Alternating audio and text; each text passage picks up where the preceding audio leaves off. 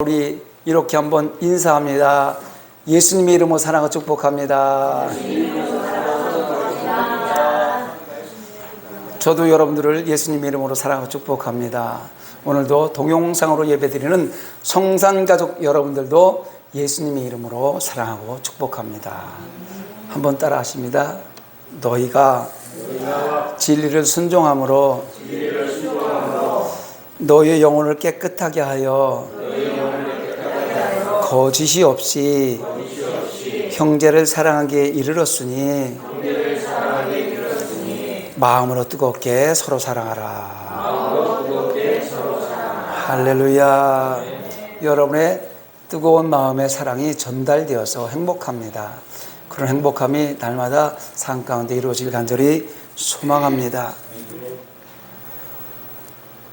여러분, 한 해 동안 또 6개월 동안 지금 2023년도를 살아오면서 갈급한 마음으로 얼마나 뜨겁게 한번 기도해 본 적이 있으신가 한번 생각해 보시기 바랍니다. 어떤 일을 앞두고, 어떤 계획을 앞두고, 어떤 상황 속에서, 어떤 환경 속에서, 또 예배의 자리에서 얼만큼 내가 하나님 앞에 기도했는지 한번 생각해 보시기 바랍니다. 그런 뜻에서 오늘 에레미야 33장 1절로 3절 말씀을 가지고 부르짖어 기도하라 라는 제목으로 은혜의 말씀을 나누려고 합니다. 따라합니다. 부르짖어 기도하라. 사실은 오늘 6.25 73주년 기념일에서 호국의 달, 보훈의 달 6월 달에 6.25에 대한 설교들을 많이 하는데 6.25가 됐든 뭐가 됐든 기도하지 않으면 그런 전쟁은 계속 나타나는 거예요. 그래서 오늘 부르짖어 기도하라 라는 제목으로 은혜의 말씀을 나누고 기도하면 평화가 이루어진다는 것 잊지 마시기 바랍니다. 기도는 호흡이에요. 여러분, 지금부터 제가 숨 쉬지 마세요. 그리고 5분 동안만 있으면 여기 다 쓰러져 죽습니다. 호흡을 하지 않으면 죽어요. 기도는 호흡입니다. 기도하지 않으면 죽습니다. 뭐가? 영혼이 죽어요. 영혼이. 기도하지 않으면 영혼이 죽습니다. 또한 기도는 성도의 무기입니다. 무기 알죠? 성도들이 살아가는 지금 우리의 삶의 현장은 전투의 현장이에요. 그래서 지금의 우리가 다니는 교회를 전투하는 교회라고 말하는 거예요. 왜? 세상의 어둠의 영들과 하나님의 나라 백성들과 싸우는 곳이 이 현장, 우리가 살아가고 있는 이 세상의 현장이란 말입니다. 그런데 전투의 현장에서 무기를 가지고 가지 않으면 질 수밖에 없는 건 당연한 거예요. 그래서 기도라는 무기를 소유하지 않으면 영적 전투에서 백전백패입니다. 그래서 성도들은 기도를 쉬지 않아야 돼요. 왜? 무기니까. 가장 강력한 무기니까. 핵폭탄보다 더 강한 무기가 기도예요. 기도하면 핵폭탄이 날아오다가도 다시 돌아가는 거예요. 할렐루야. 그래서 기도는 모든 성도들을 향한 명령이기 때문에 모든 성도는 기도하는 것을 이행하며 살아야 돼요. 명령이니까 명령은 이행해야 되는 거 아닙니까? 의무예요. 의무. 너는 내게 부르짖으라. 내가 내게 응답하겠고 내가 알지 못한 크고 은밀한 일을 내게 보이리라. 에레미야에게 하나님이 당신을 향해서 부르짖을 것을 지금 명령하는 거예요. 명령. 그냥 너 기도할래? 기도하면 좋은 일이 날 수도 있어. 이렇게 얘기하는 게 기도해. 기도해야 돼. 기도하지 않으면 죽어. 기도 꼭 해. 이렇게 지금 명령하고 있는 겁니다. 성경 곳곳에서는요, 하나님의 백성들에게 기도를 명령하고 있어요. 사무엘이 이스라엘 백성들을 향해서 하나님께서 명령하신 기도가 의무라는 것을 이렇게 성경에 기록하고 있습니다. 사무엘상 12장 23절에 보니까 나는 너희를 위하여 기도하기를 쉬는 죄를 여호와 앞에 결단코 범하지 아니하고, 이 말은 기도가 사무엘에게 있어서 하나님의 명령에 대한 의무였음을 강조하는 거예요. 성도가 기도를 쉬는 것은 하나님의 명령에 불복종하는 것입니다. 죄를 짓는 거예요. 여러분, 군대 갔다 온 사람은 알겠습니다만 훈련받을 때 뭐라고 그래요? 전투의 현장에서 상관에게 명령을 불복종하는 사람은 사형에, 그 자리에서 즉결 처분하면 죽입니다. 그렇다면 성도가 하나님의 명령에 불복종하고 기도를 쉬는 순간에 성도의 영혼은 그 자리에 사형당하는 거, 죽는 거란 말입니다. 기도를 쉬면 되겠어요? 안 되겠어요? 안 되지요. 또 기도는 특정한 사람들에게만 하라고 명령하신 것이 아니에요. 성산교회를 담임하고 있으니까 조지현 목사 너만 기도해, 이게 아니에요. 아니면 큰 교회 목사니까 큰 교회 목사만 기도해, 아니면 교단이 여러 가지니까 장로교단만 기도해, 감리교단만, 이게 아니고 기도는 모든 사람들에게 부르짖어 기도하라. 이것은 당신의 모든 백성을 향한 하나님의 명령입니다. 그렇다면 저와 여러분에게 동일하게 명령이 지금 떨어진 거예요. 믿습니까? 부르짖어 기도하라는 거예요. 부르짖으라에 해당하는 케라의 원형 카라라고 하는데 다양한 의미로 사용되지만 하나님을 전적으로 신뢰한다는 것, 창세기 12장 8절에 나와 있어요. 또 목청이 터지도록 부르짖어 간절한 심정으로 기도하는 것, 이것을 부르짖어 기도하라는 거예요. 여러분, 기도하서 간절히 기도해서 목이 쉬어서 목소리 안 나와본 적 있잖아요. 기도원에 올라가서 하나님, 지금 내 상황이 이래요, 나의 삶을 살펴주세요. 간절히 기도할 때 목이 새어가지고 목이 안 나올 때, 목소리가 안 나올 때가, 이게 간절한 기도예요. 혹시라도 이런 기도를 한 번도 안 해보셨다면 이 후반기에 꼭 해보시기 바랍니다. 하셔야 돼요. 이사야 55장 6절에 보니까 너희는 여호와를 만날 만한 때에 찾으라, 가까이 계실 때에 그를 부르라고 하셨습니다.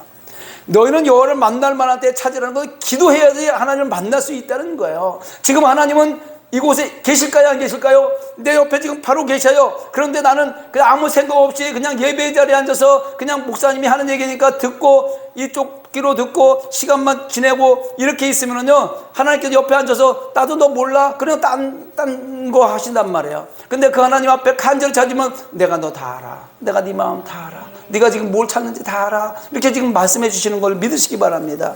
그래서 데살로니가 5장 17절에 보면 쉬지 말고 기도하라는 거예요. 다시 말씀드립니다. 기도는 호흡이에요. 호흡을 쉬면 살아야 죽어요. 숨 한번 쉬어보세요. 시원하죠? 이게 기도를 하면 이렇게 시원해지는 거예요. 삶이 시원해져, 영혼이 시원해진단 말이에요. 항상 기뻐하라, 쉬지 말고 기도하라, 범사에 감사하라. 이것이 그리스도 예수 안에 있는 너희를 향한 하나님의 뜻이, 다시 말하면 이것이 쉬지 말고 기도하는 것은 하나님의 명령이다, 이 뜻이란 말이에요. 그러므로 부르짖어 기도해야 하는 것은 모든 성도를 향한 명령이자 성도들은 반드시 그 명령을 수행하는 의무가 있는 것입니다. 그렇다면 하나님은 왜 성도들에게 기도를 명령하셨을까? 사실 하나님은요, 인간을 당신의 형상대로 지으셨잖아요. 그래서 하나님을 닮은 모습이, 하나님을 보고 싶으면 하나님의 일을 하는, 하나님처럼 살아가는, 예수님처럼 살아가는 그 모습을 바라보면 하나님이에요. 하나님의 형상대로 우리를 지었기 때문에. 그래서 우리 사람, 하나님이 자기의 모습대로 지어졌으니 우리의 사랑과 마음과 생각을 완전히 다 감찰하고 다 알고 계신단 말이에요. 지금 여러분 앉아서 날 쳐다보고 있지만 말씀을 들으면서 이 사람은 이 생각하고 저 사람은 저 생각하고 지금 다 이걸 다 보고 있어요. 지금 여기 앉아 있으면서 거래처하고 지금 거래해야 될 거 생각하고, 여기 앉아 있으면 내가 지금 밥솥을 올려놓고 왔나, 지금 창문을 닫고 왔나, 이거 선풍기를 끄고 왔나, 이 생각하고 있는 거 하나님은 다 아세요. 나는 몰라. 날 쳐다보고 있으니까 내 말을 잘 듣는 걸로 알고 있어요, 저는요. 그런데 하나님은 다 한단 말이에요. 그래서 우리가 기도하기도 전에 우리가 필요한 것까지 다 알아요. 동의하십니까? 믿습니까? 그런데도 하나님께서는 응답의 약속을 주며 당신에게 기도하기를 명하는 거예요. 네가 기도해야 내가 응답한다는 거예요. 하나님께서 인간의 마음과 생각을 감찰하면서 필요해 한 건 모든 걸 아신다면 기도하기 전에 기도의 문제를 해결해 주면 얼마나 좋아요. 그래서 예수 믿어, 예수 믿으면 건강해지고, 예수 믿으면 풍족해지고, 예수 믿으면 풍성해지고, 나누고 베풀고 살아갈 수 있어. 이렇게 전도하다 보면요, 좀 따지기 좋아하는 사람들, 좀 조리 있게 국문학과 나온 사람들 이렇게 만나서 보면은요, 그러면 예수님이, 하나님이 우리의 생각과 마음을 다 하신다 그러면 내가 교회 가기 전에 나를 좀 큰 평수 아파트도 좀 살게 하고 좋은 차도 좀 사게 하고 통장에 몇십억씩 돈을 좀 주면 내가 그거 하나님이 있는 줄 알고 내가 가겠다, 이렇게 얘기하는 사람이 있어요. 반드시 있습니다. 그런데 왜 하나님은 우리의 생각과 마음을 다 알고 필요한 걸 알고 있지만 왜 안 채워줄까? 다 채워줄 수 있는데 왜 안 채워줄까? 하나님은요, 하나님의 백성들이, 성도들이 기도하실 때 응답하시는 걸 기뻐하시는 거예요. 여러분 어린아이들 다 키워봤잖아요. 아기 때는 응애 울면 엄마가 쫓아가서 우유도 타주고 뭐 이렇게 안아주고 이렇게 하잖아요. 먹이고 그러잖아요. 그런데 그 아이가 어느 정도 커서 자기가 걸음으로 걸을 수 있을 때쯤 되면 아이가 사탕이나 초콜릿을 좋아했을 때 엄마나 아빠가 소파에 앉아서 사탕을 들어서 보여줍니다. 그러면 그 아이가 거기까지 걸어오기를 원하는 거예요. 그게 우리는 기도라는 거예요. 우리가 갖다 주고 계속해서 누워있는 애한테 사탕을 주고 계속 먹을 거 주면 걔는 못 걸을 수도 있어요. 그냥 누워있을 수도 있단 말입니다. 그런데 그 아이에게 주지 않고 이리 와 사탕 줄게 하면서 훈련을 시키는 거예요. 그 아이는 결국 그 사탕을 먹기 위해서 이곳에 아빠가 있는 엄마는 있는 곳에 뛰어오고 달려오고 넘어지지만 그럼에도 불구하고 그 훈련이 지나야 나중에는 자기 스스로 세상을 살아갈 수 있는 힘이 생기는 거예요. 이거하고 똑같은 거예요. 하나님께서는 그냥도 줄 수 있어요. 우리의 마음과 생각이 착한데 그냥도 줄 수 있죠. 그러나 하나님께서는 기도하라는 거예요. 왜? 성장하라는 거예요. 커가라는 거예요. 날마다 말랑말랑한 우유 엄마 젖만 먹지 말고 고기도 먹고 이제 커나가라는 거예요. 그래서 기도하기를 원합니다. 다시 말해서 하나님께서는 당신의 일에서 모든 세상이 하나님의 섭리 가운데 돌아가고 있잖아. 하나님의 일 가운데 돌아가고 있단 말이에요. 기도라는 방식을 통해서 그 일 가운데 참여시키는 것을 기뻐하시는 분이 하나님이세요. 그만큼 하나님이 자기 백성들을 사랑하신다는 의미입니다. 그러므로 성도들의 기도는 하나님 기뻐하시는 데 동참하는 것이고 하나님에 대한 믿음의 표현인 것입니다. 그렇다면 기도하지 않는 것은 하나님을 신뢰하지 않는다는 것이죠. 기도하면 준다는데 아이가 여기까지만 걸어오면 사탕을 준다는데 걸어오지 않고 그냥 누워있다는 것은 거기 가도 아빠가 사탕을 주지 않을 거야 이렇게 생각하면 안 걸어오죠. 그런데 아빠는 반드시 줍니다. 하나님은요 기도하는 백성들에게 반드시 응답해 주십니다. 하나님의 능력에 대한 믿음이 없기 때문에 아예 기도해도 뭐 주겠어, 하나님이라고 다 주시겠어, 이렇게 믿음이 없기 때문에 기도하지 않는 우를 범하는 거예요. 그런데도 불구하고 계속해서 부르짖어 기도하기 위해서 명령하는 것은 그 성도의 믿음을 보기 위한 거예요. 오늘 본문은요 주인공 예레미야의 기도를 살펴보면서 오늘 본문을 통해서 좋으신 하나님, 치료하신 하나님, 응답하신 하나님, 은혜 주신 하나님을 체험하시기 바랍니다. 성도의 기도는요 하나님의 때에 하나님의 방법으로 가장 좋은 것으로 누르고 흔들어 넘치도록 주시는 하나님 믿으시고 하나님을 오늘 만나시기 바랍니다. 할렐루야. 한번 읽어보시기 바랍니다. 본문 1절 읽습니다. 시작.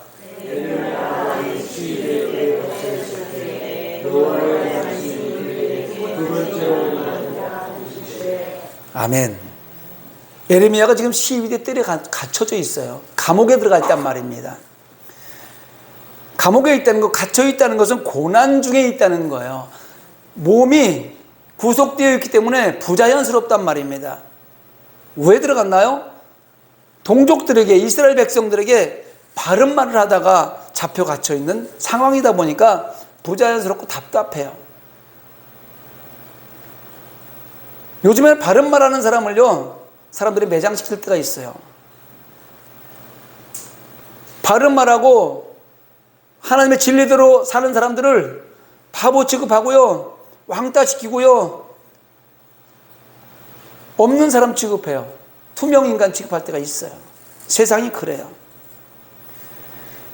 이스라엘이 하나님 말씀에 불순종해서 그 죄값으로 너희들 이제 바벨론의 포로로 잡혀갈 것을 예언하는데 오히려 그를 잡아다 감옥에 가두는 거예요. 너희들이 하나님 말씀에 불순종해서 기도하지 않아서 말씀을 듣지 않아서 이제 바벨론 포로로 끌려갈 거야. 이렇게 지금 예레미야가 선포하고 있으니까 기분이 나쁜 거죠. 그래서 그때 당시에 이스라엘 기득권 갖고 있는 사람들이 예레미야를 잡아서 감옥에 집어넣은 거예요. 하나님은요 예레미야에게 그런 의무를 주신 거예요. 야, 남유다를 심판할 거야. 그러니까 이것을 네가 가서 너 동족이지만 가서 전해.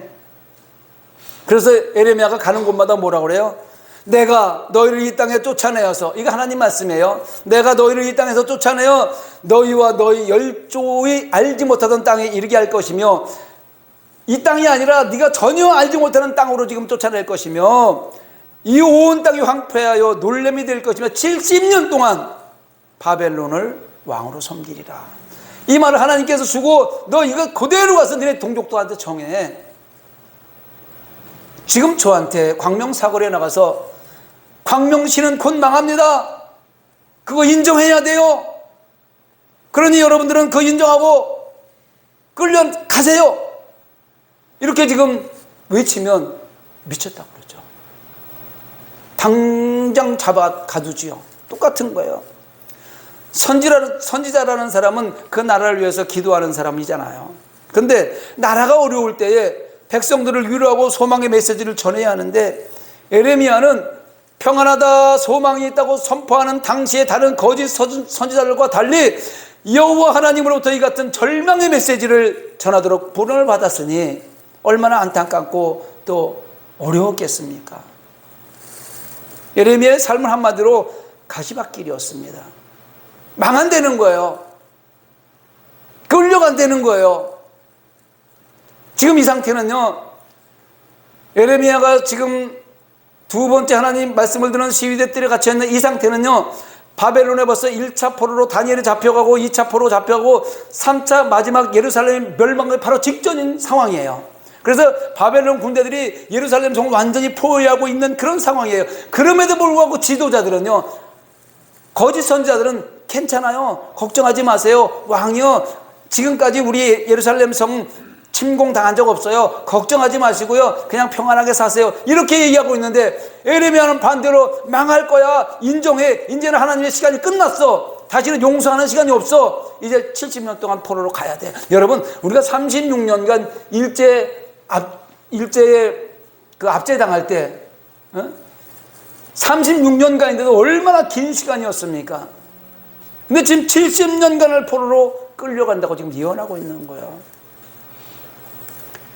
선지자로서 하나님이 주시는 말씀을 전하지 않을 수 없어서 어쩔 수 없이 심판의 말씀을 전할 수밖에 없었기에 에레미야는 날마다 울을 수밖에 없어, 날마다 눈물을 흘릴 수밖에 없었어요. 그래서 에레미야에게 눈물의 선지자라는 별명이 붙은 거예요. 에레미야는 눈물의 선지자입니다. 왜?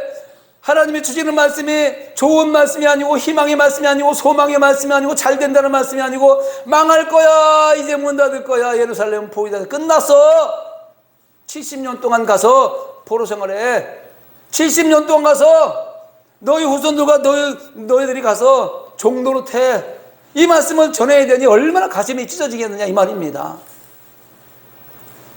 오늘 본문이요, 여전히 남유다를 향하는 하나님의 경고를 선포하다가 지금 뜰에 갇혀 있는 거예요. 부자연스럽잖아요. 성도들에게 부자연스럽다는 고난이 임했다는 거예요.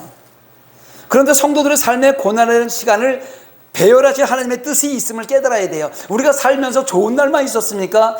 우여곡절이 있었잖아요. 좋은 날도 있었으면 아픈 날도 있었고, 슬픈 날도 있었고, 기쁜 날도 있었고, 괴로운 날도 있었고, 우여곡절 파도처럼 문제 앞에 나왔는데, 이 시간이 하나님이 우리의 삶을 배열해 놓은 거예요.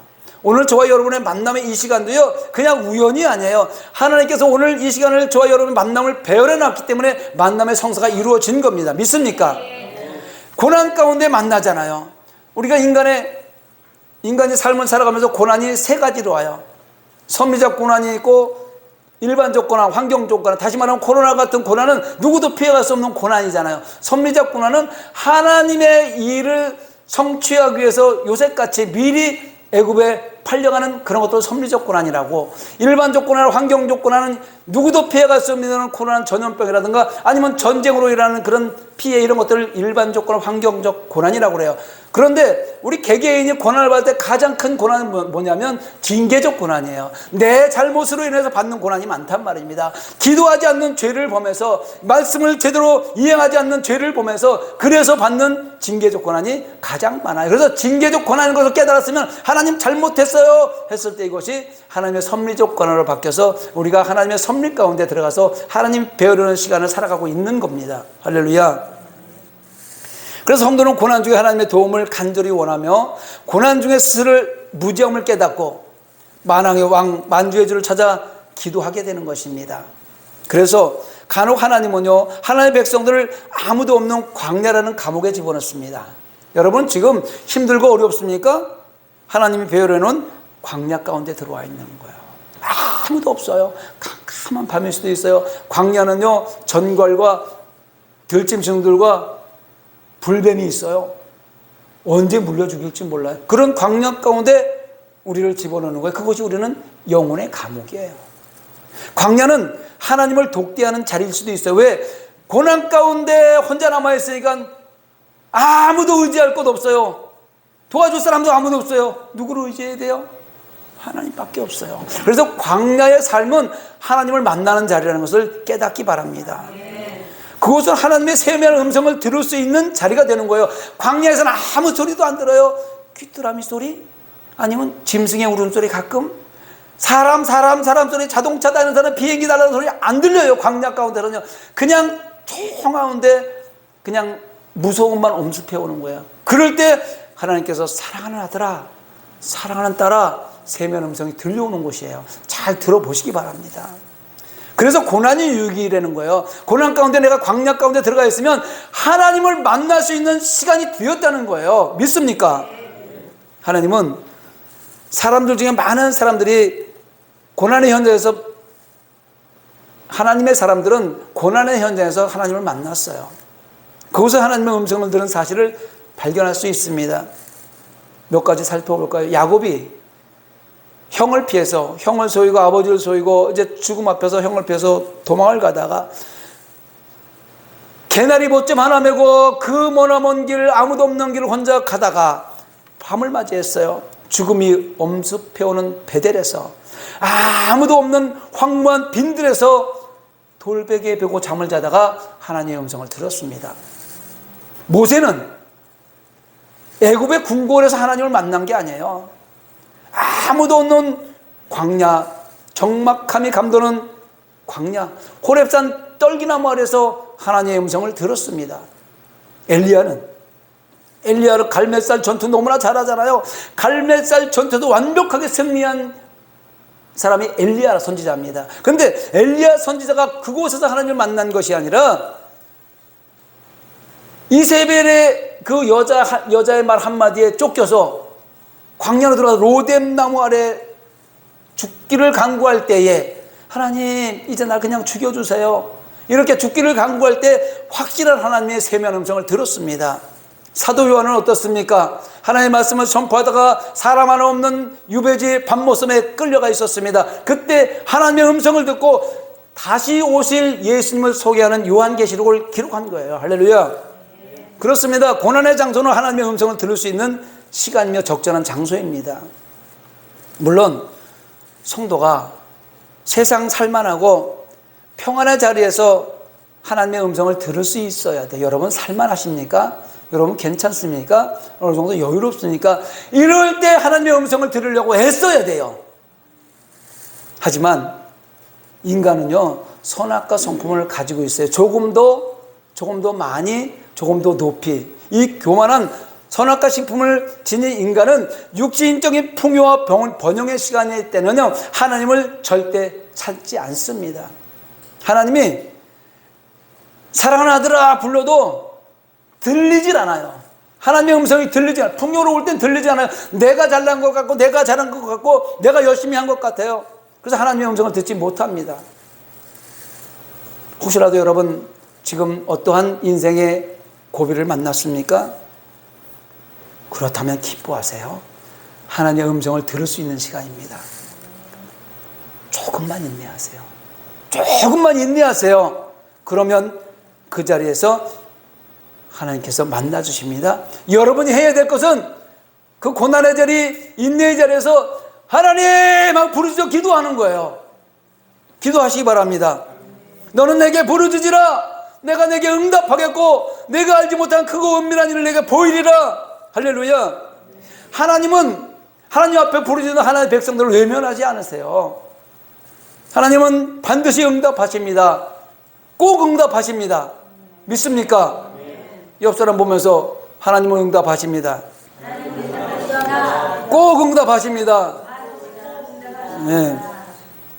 다시 이렇게 꼭 응답 받으시기 바랍니다. 인사하세요.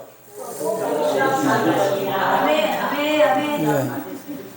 응답이 일시적으로 지체되는 것 같아요. 왜 빨리 안 주시지? 지체되는 것처럼 보이지만 내가 구하는 것은 다른 형태로 응답되는 경우도 있지만 내가 구할 때 이것을 구했는데 이것을 응답해 줄 때도 있어요. 그게 하나님의 뜻이에요. 왜? 하나님은 이것보다 이것을 더 필요로 하기 때문에.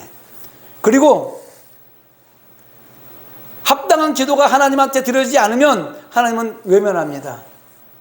하나님은요, 우리가 아무리 부르짖어도 합당한 기도가 아니면 안 들어주신단 말이에요. 다시 말하면 5살짜리 애가 엄마가 칼을 쓰는 걸 보고 칼을 달라고 아무리 애를 써도 그 5살짜리한테 칼을 안 줘요. 왜? 다치니까. 우리가 아무리 기도해도요, 안 주는 것은 우리에게 필요치 않은 거예요. 믿습니까? 그리고 응답의 방법은요, 하나님의 백성들이 알 수 없는, 아니 상상을 초월한 그거 은밀한 일을 보여주십니다. 오늘 말씀하잖아요. 너는 내게 부르짖으라 내가 내게 응답하겠고 내가 알지 못한 크고 은밀한 일을 내게 보이리라.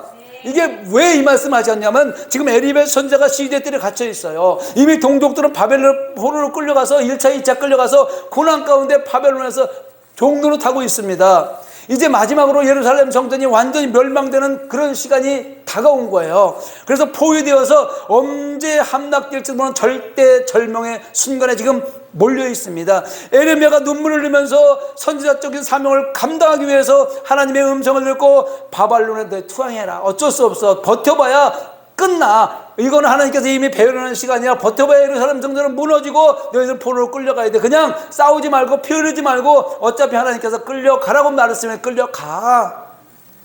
근데 이스라엘 지도는 요지부동해. 안 움직여요. 공고하고 답답한 순간에 하나님이 말씀하세요. 부르짖어라. 지금 예레미야는 답답해 죽겠는 거예요.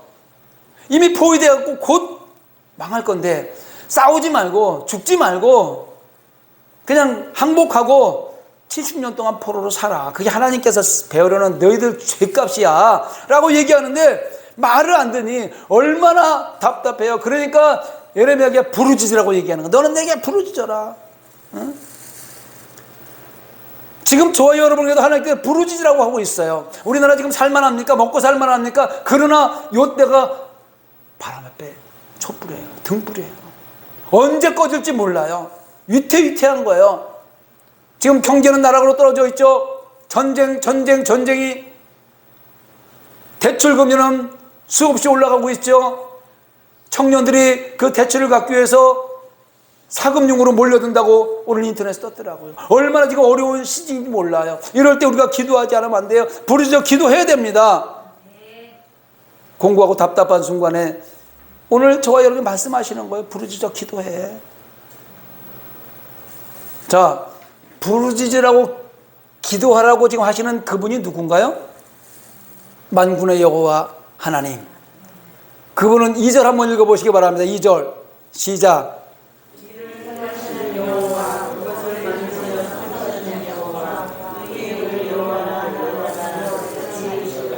이 일을 행하시는 여호와, 그것을 만들며 성취하시는 여호와, 그의 이름을 여호와로 하라는 이가.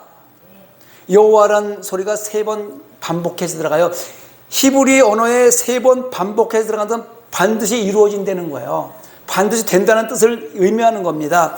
그 하나님께서는요, 포위된 예루살렘 안에 시위대들에 갇혀있는 예레미야에게 이스라엘 백성들을 향해 선포하려는 거예요. 심판을 받아들이고 그 고난의 시간을 인내하며 살아내면 바벨론의 70년의 포로 생활을 마치게 할 뿐만 아니라 예루살렘으로 다 귀환을 회복시켜 주겠다는 예언을 하시면서 내가 어떤 사람인 줄 알지?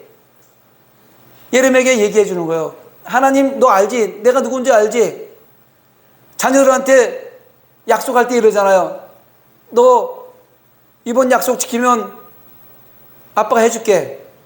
아빠가 어떤 사람인지 알지? 다 해주는 거 알지? 이 얘기하고 똑같은 거예요. 이를 행하시는 여호와, 그것을 만들며 성취하시는 여호와, 그의 이름을 여호와라니. 하나님께서 일을 행하심에 있어서 여기서 일을 행하시고 성취하시고 만들다는 뜻은 창조의 하나님을 얘기하는 거예요.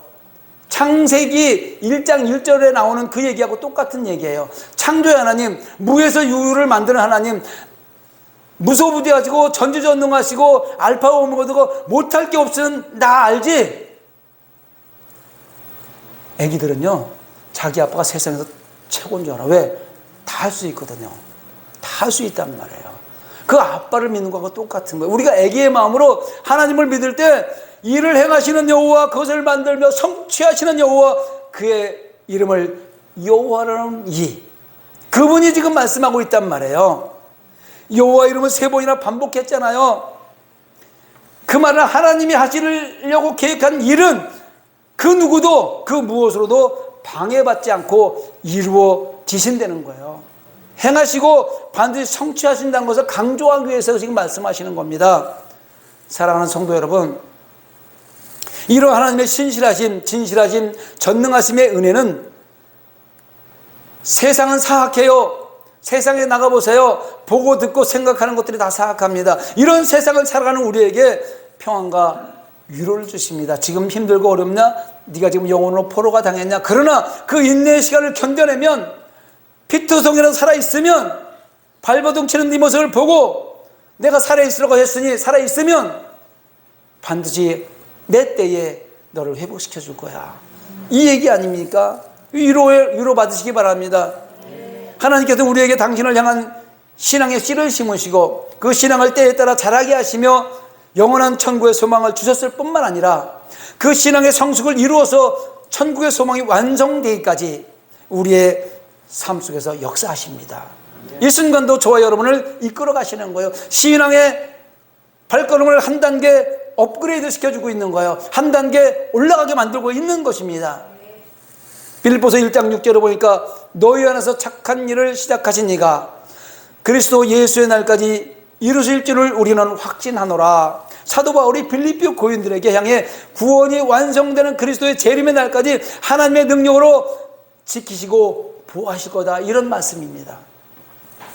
고난 가운데 함께 하신 그 하나님이 너는 내게 부러지지라, 너는 내게 부러지지라 말씀하시고 그 말씀에 순종하는 하나님의 백성에게 상상할 수 없는 크고 놀라운 일을 행하시고 그 일을 만들며 성취하시는 것을 믿으시기 바랍니다.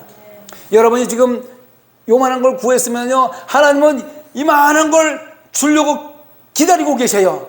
그런데 시간이 있어야 돼요. 그 시간을 기다려야 돼요. 그 시간을 기다리면서 원망하고 불평하는 것이 아니라 그 일을 만들며 일을 행하시며 일을 성취하시는 그 하나님을 믿고 기다리면 하나님의 때에 반드시 크고 놀라운 일, 크고 은밀한 일, 내가 알 수 없는 그런 것을 채워준다는 말씀입니다. 그리고 그분 만군의 여호와 나의 하나님, 나를 위해 십자가 진 예수님, 오늘도 저 여러분에게 지혜의 영으로 오셔서 세상 죄로부터 지키시고 이끌어 가시는 그 성령님이 우리의 삶 가운데 동행되어져서 이끌림 받아 살아가시는 저와 여러분이 되기를 예수님의 이름으로 축원합니다. 우리 말씀을 생각하면서 한번